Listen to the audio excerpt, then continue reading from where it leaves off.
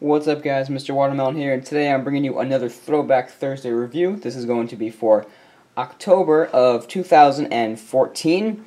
And basically this month, guys, I'm going to be reviewing for you guys the 2006 X-Wing Starfighter. It was sets number 6212, contained 437 pieces, and retailed for $50 US. And it actually had a running time, basically, it was actually out for 5 years, which makes it one of the longest running Star Wars sets of regular themed. And I actually picked this up in 2010, 4 years after it was released, because it's just such a cool set, and in my opinion, it is better than the new X-Wing. Not necessarily in details, but I really do think it's better than the new X-Wing. But we get 6 minifigures total. I'm pretty sure one of them was exclusive. I'm pretty sure Wedge was the only one that was exclusive. And this was just a great set in all ways, in every way, shape, and form. This was just an awesome set, and I'm very glad I got it. So without further ado, let's go into the minifigs. First one we have is Luke Skywalker.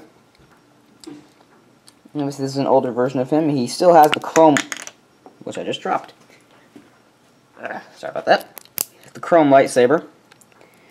And he's got the retro torso print and flesh helmet, and flesh head with the old helmet style. Because now Rebel Troopers are so much more detailed. No printing anywhere else. And that's that. This is Luke Skywalker.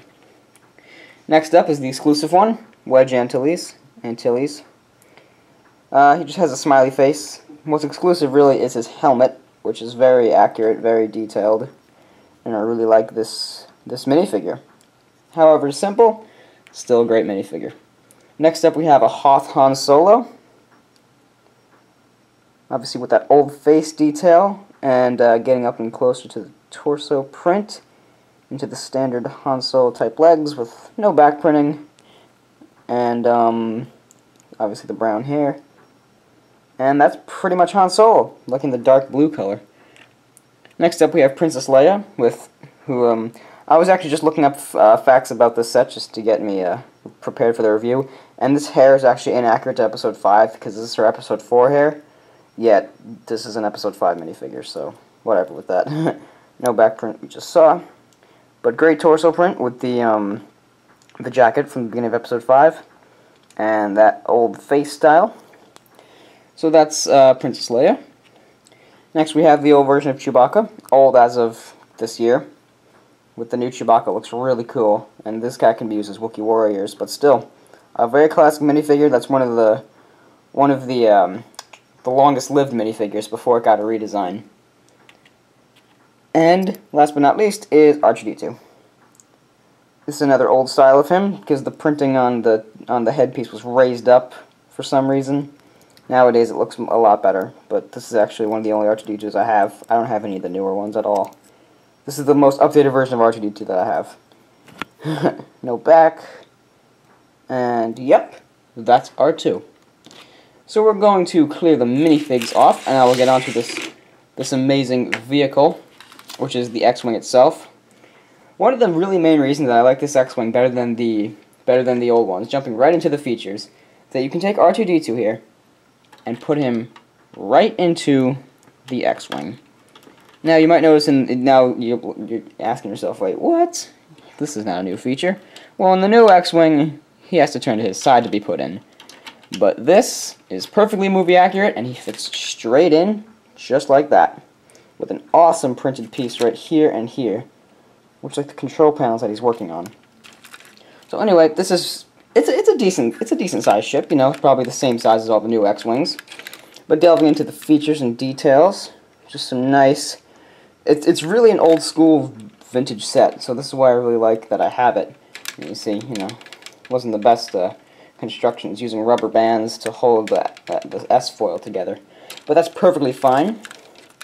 And we have the cockpit right here, which obviously opens up just like that, with the printed piece in there of the Navicomputer that you see in Episode 4 so iconically.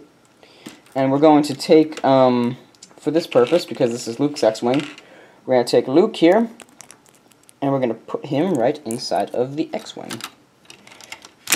Oops. and the landing gear does collapse on its own, but still. And that closes up like that.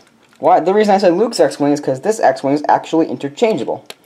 You see this piece right here is the 5 stripes, because Luke is red 5. You can easily just take this piece off, and it gives you replacement pieces. I'm going to jump into the art real fast. It gives you replacement pieces, as you can see on the wing, to make Wedge's red 3 X-Wing, which is very movie inaccurate, because everybody knows that Wedge is red 2. So what I went ahead and did is I painted my own red 2 pieces. I just took a white tile and painted 2 red squares on it, and I use this whenever I want to interchange it with Wedge's X-Wing. But for now, enough of my custom stuff. This is a vintage review. I couldn't find the other pieces for it because I wanted to point out that inaccuracy.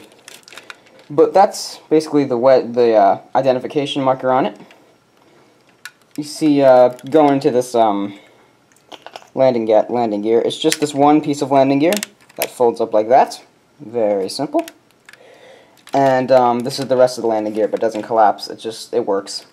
Right here we have a storage bin where you can take Luke's lightsaber or the other pieces that I had, and you can put it in there. It's basically a cockpit, but white.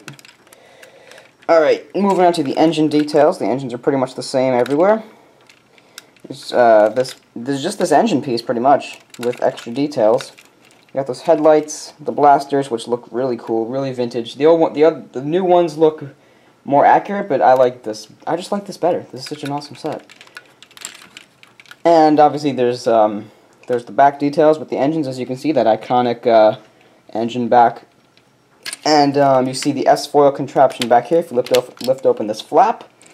And when you turn this vintage gear, the S-foil opens up.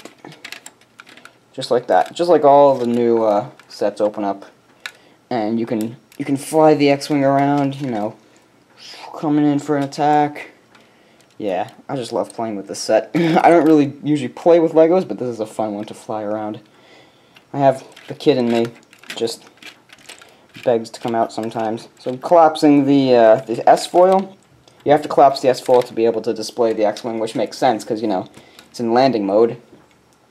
So I'm pretty sure that's all the features of the X-Wing. I mean, there wasn't really much to cover because it is a simple set, but with a few awesome details and awesome minifigures and just a great set. And for $50, you definitely got your bang for your buck with this one. Even though 437 pieces, or what was it, 473? One sec. What was it?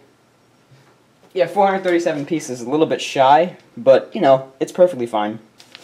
So here we have the box art on the instruction manual. And of course, very simple, we got the 2006, I suppose, box art up there. And on the back, I guess, was promoting the new video game. And just see what they got back here. Piece inventory, a few of the other sets from this wave.